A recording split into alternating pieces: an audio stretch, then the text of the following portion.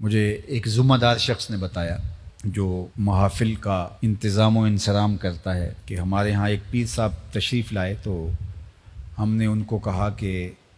آپ بر وقت تشریف لے آئیے گا، لیکن وہ دیر سے آئے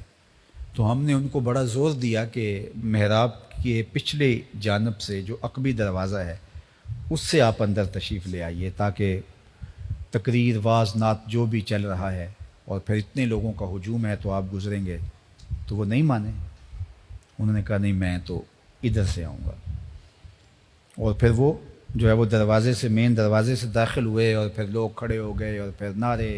اور لوگ ایک دوسرے کے اوپر گر رہے ہیں اور بوڑھے آدمی نیچے آ رہے ہیں اور وہ آہستہ آہستہ چلتے ہیں۔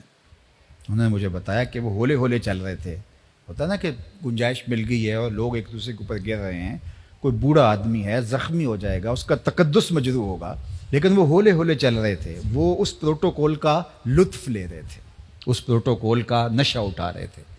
مجھے بتاؤ بوڑھوں کے اوپر لوگ گر رہے ہیں اور اس پروٹوکول کا بھی جو لطف اٹھا رہا ہے، پھر ایسے پیر اور یہ وزیر مشیر اور حکمرانوں کا کیا فرق رہا؟ تو یہ ان چیزوں کا بہت خیال کرنا چاہیے۔ بزرگوں سے ملنا، علماء سے ملنا، نعت خوانوں سے ملنا، قاریوں سے ملنا اچھی بات ہے، لیکن اگر آپ کسی کو دھکا دے کے ملتے ہیں،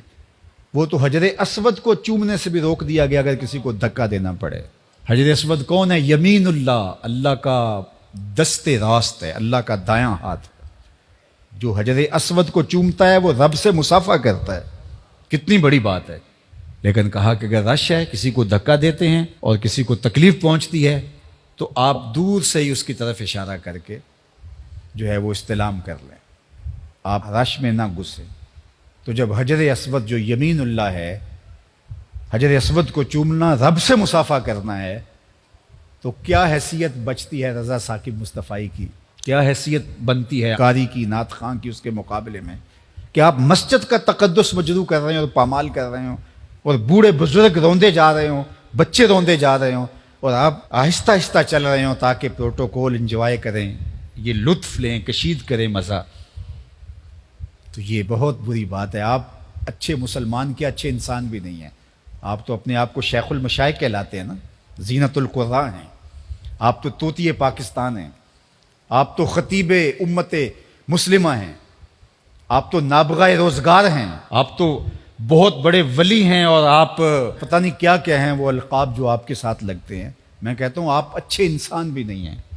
آپ کو پتہ ہے کس کی وجہ سے بوڑھا روندا جا سکتا ہے اور آپ کی آنکھوں کے سامنے روندا جا رہا ہے، اور آپ کی طبیعت گھٹن میں نہیں آتی، آپ کے چہرے پر پریشانی نہیں آتی کہ یہ کیا ہو رہا ہے۔ آپ آہستہ آہستہ قدم رکھتے ہیں، جس تک قدم دکھتے ہیں اور ایسے ایسے چلتے ہیں تاکہ اس کا زیادہ سے زیادہ لطف کشید کر سکیں۔ تو صاحب آپ کو گمان ہے، آپ کے مرید کہتے ہیں کہ آپ شیخ المشائخ ہیں اور غوث اثر ہیں، زمانے کے مقتدا ہیں، اس زمانے کے سب سے بڑے آپ ہیں، لیکن یہ آپ کے مرید کہتے ہیں، آپ کہتے ہیں، لیکن میں کہتا ہوں آپ اچھے انسان بھی نہیں ہیں۔ تو اس لیے ان چیزوں کا بہت لحاظ رکھنا ہے، یہ ہمارے دین کی اقدار ہیں اور ان کو ہمیں سمجھنے کی کوشش کرنی ہوگی۔ جو ہماری محافل کا سٹائل بن گیا ہے اور جو صورتحال بن گئی ہے، یہ خانہ زاد چیزیں ہیں، شریعت ان کی اجازت نہیں دیتی۔